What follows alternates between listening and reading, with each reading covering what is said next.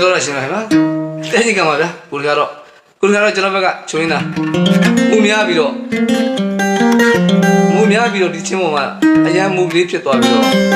ကျွန်တော်လေးနဲ့ဆိုတဲ့နေရာမှာဟသွားတာပါအဲဒါကြောင့်မလို့ကဲအစကပြန်ပြီးတော့ပြန်လာပေါ့ဗျာကံကုန်နေနေမှာ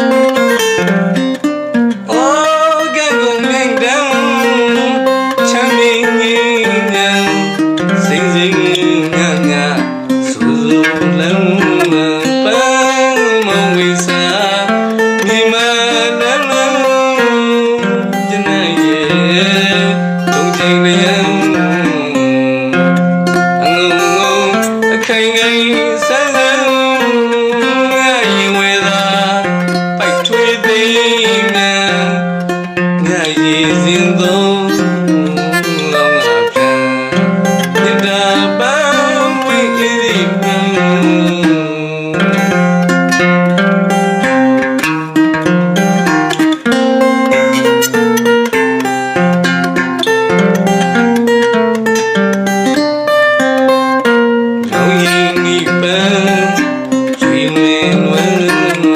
ငိုတကံပန်းဒီလမ်းဒီစကံ